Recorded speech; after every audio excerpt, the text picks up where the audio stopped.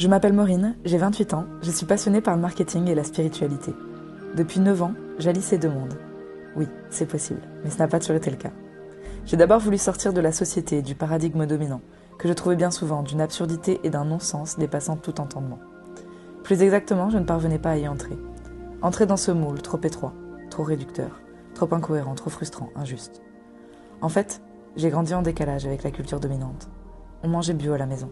Mon père faisait le potager, ma maman le pain. On n'avait pas la télévision, ni de jeux vidéo, seulement des arbres, des champs, des chevaux. À l'âge de 10 ans, je partais seule avec ma jument, me balader pendant des heures, explorer. La liberté. C'est mon deuxième prénom, Mukti, Prem Mukti, l'amour de la liberté en sanskrit. Je l'ai reçu à 13 ans, lors de mon baptême tantrique, dans l'école de Kundalini Yoga dans laquelle mes parents sont enseignants depuis plus de 30 ans.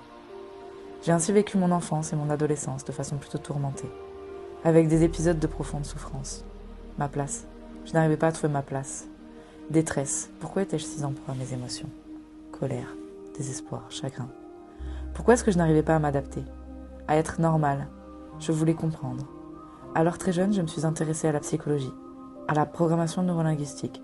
Puis j'ai commencé ma première thérapie, puis une autre et encore une autre. TCC, PNL, CNV, Rebirth, voyage chamanique, soins énergétiques, stage de yoga, coaching, de couple, puis business, prise de parole en public. Tout ça, c'était mon monde caché, mon monde à moi, celui dont on ne parle pas. Parce que le psy, c'est pour les fous. Parce que le yoga, c'est pour les illuminés. Putain de hippie à la con. En parallèle, dans le monde normal, j'ai essayé tant bien que mal de rentrer dans le moule, de trouver ma place. J'aimais l'art et la psychologie. Alors j'ai étudié un mélange des deux. Je me suis formée à la communication et au marketing. J'avais de bonnes notes, un beau potentiel, mais toujours ce cruel manque de sens existentiel. J'étais toujours divisée entre mon monde caché et le monde normal. Puis un jour, tout a basculé. Toutes les pièces du puzzle ont trouvé leur place. Tout s'est enfin éclairé, aligné. Éveil, conscience, paix, soulagement, ma place. D'une incontestable évidence, tellement plus belle, plus juste, divinement plus intelligente que tout ce que j'aurais pu imaginer, organiser, orchestrer. Ma place, au point de rencontre entre le monde caché et le monde normal.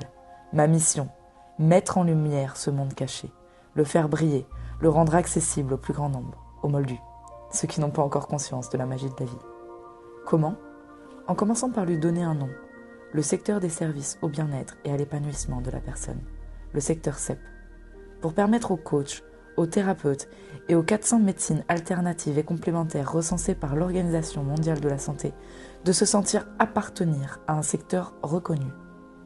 Puis en diffusant et en partageant un maximum d'informations à propos des outils, pratiques et praticiens qui composent ce secteur émergent, pour le rendre accessible, visible, lisible, compréhensible, crédible, pour permettre à toutes les personnes à la recherche de mieux-être et d'épanouissement de trouver les experts qui possèdent les solutions à leurs problèmes.